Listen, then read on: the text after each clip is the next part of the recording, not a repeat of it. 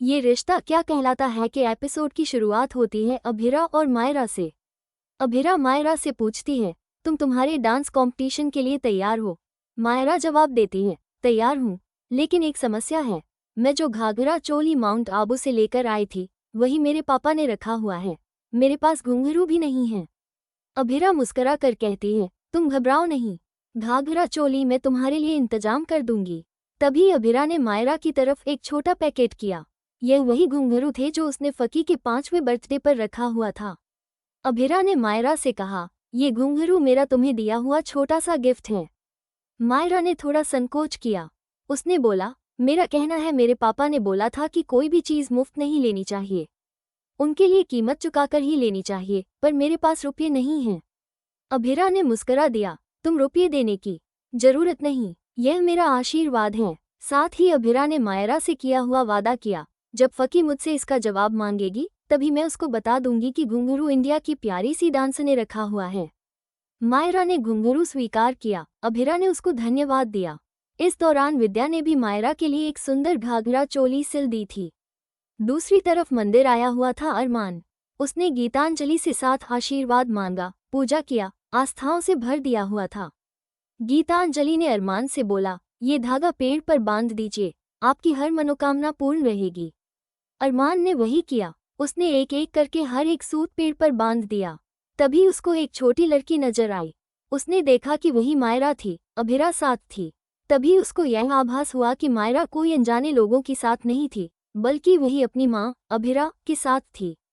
ये देखकर अरमान अधिकतर भावुक हुआ। उसने आंसू बहाने शुरू किए। उसने खुद से ही बोला, मैं सोचता था कि मेरा बच्चा असुरक्षित होगा, लेकिन मेरा बच्चा माँ की गोद में सुरक्षित है।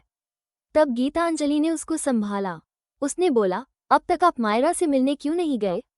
इस पर अरमान ने जवाब दिया, मैं नहीं बता सकता इसका असली कारण, पर मेरा विश्वास है कि मेरा एक कारण है जिसके तहत मैं उनके साथ नहीं जा पा रहा। गीतांजलि ने अधिक जोर दिया, बोली, कृपया मेरा एक काम कीजिए, आप मेरा साथ दीजिए, मैं मायरा तक आपको पहुंचाकर ही रहूंगी। उसने अरमान का दर्द देखा, उसको असहाय पाया, फिर उसने तय किया कि वही मायरा तक पहुंचेगी। अरमान ने गीतांजलि से किया हुआ वादा रखा।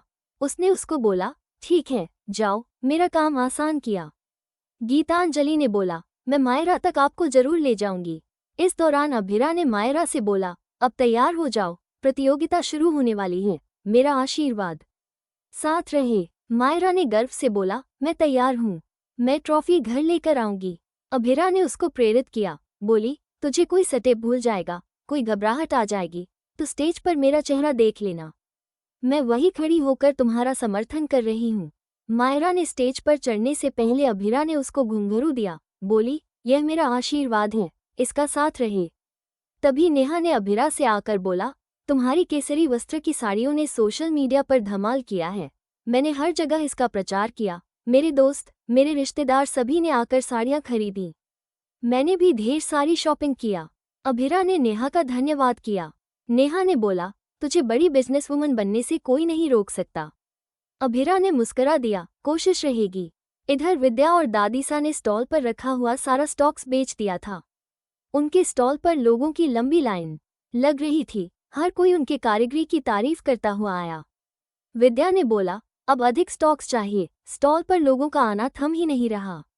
दादीसा ने जवाब दिया, अब स्टॉक्स घर पर तैयार नहीं हैं, अधिक लाने जाएंगे तभी तक मेला ही समाप्त होगा। ये सुन विद्या ने राहत की सांस ली, बोली, तब इसका मतलब हुआ हमारा स्टॉल सफल हुआ। इधर मायरा ने स्टेज पर परफॉर्मेंस दिया। उसने जमाकर नृत्य किया, हर स्टेप ने लोगों का दिल जीता। अभिरा ने गर्व से देखा, उसने आंसू भर आए, उसको पुराने पल याद आने लगे, वही पल जब उसने अपना घर, अपना सुख खो दिया था, पर अब उसने जीवन जीने का नया लक्ष्य तय किया था। तभी नेहा ने आकर बोला, तुझे बिजनेस की सफलता पर गर्व होना चाहिए। अभिरा ने बोला, यह मेरा प्रयास ही था, इसका फल लोगों ने दिया। दूसरी तरफ गीतांजलि ने हर जगह मायरा की तलाश किया।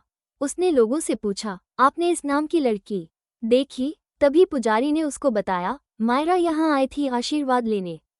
उसने प्रतियोगिता जीती और यहाँ आशीर्वाद लेकर मेला देखने निकल पड़ी। ये सुन अरमान ने आदेश दिया, चलिए हम भी मेला जाते हैं। अरमान ने हर स्टॉल, हर चहारदीवारी चेक किया। तभी उसने मायरा की एक झलक देखी। उसने बोला, यह वही है, वही मेरा अंश, मेरा सुख। तभी गीतांजलि ने बोला, अब अधिक प्रतीक्षा नहीं, मैं मायरा तक आपको पहुंचाकर ही रहूंगी। इधर अभिरा ने मायरा से बोला, तुझे गर्व होना चाहिए, तूने प्रतियोगिता जीती। मायरा ने गर्व से ट्रॉफी ऊंची किया। तभी एक कार आई, कार से बाहर आया एक शख्स, वही था अरमान। उसने कार से बाहर निकल मायरा की तरफ देखा। उनकी नजरें एक पल के लिए मिली, एक अनजाना दर्द उनके भीतर उमड़ आया। तभी विद्या ने अभिरा से बोला, देखो वही आया जिसके साथ तुम्हारा साथ हुआ था। अभिरा ने पलट किया, उसने देखा, वही शख्स था, वही अरमान, जिसके साथ उसने जीवन जीने, साथ रहने, सुख दुख बांटने की शपथें ली थीं। जैसे ही अभिरा ने अरमान की तरफ देखा, उनके भीतर पुराना दर्द, पुराना साथ एक साथ उमड़ आया। उनके आंसू उनके दर्द की गवाही देने लगे। तभी अभिरा ने तय किया, अब अधिक चुप नहीं रहेगी, अब वही होगा जो मेरा दिल चाहता है। उसने कार की तरफ कदम बढ़ाने शुरू किए। हर एक कदम उनके साथ जीने, साथ रहने की उम्मीद था। अरमान ने अभिरा की आहट सुन ली। उसने पलट किया, उनके नजरें एक बार फिर मिलीं। उनके भीतर उमड़ रहे दर्द ने उनके होंठ सी दिए।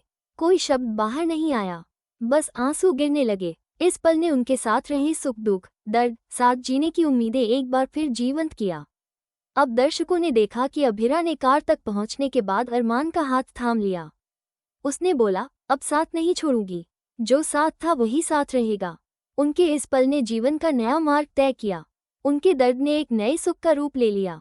साथ ही मायरा ने मामपिता का साथ पाया। ये सुंदर पल उनके जीवन में नया मोड़ था। दर्द ने साथ दिया, मुश्किलें आई, पर उनके संबंध अधिक मजबूत होकर बाहर निकले।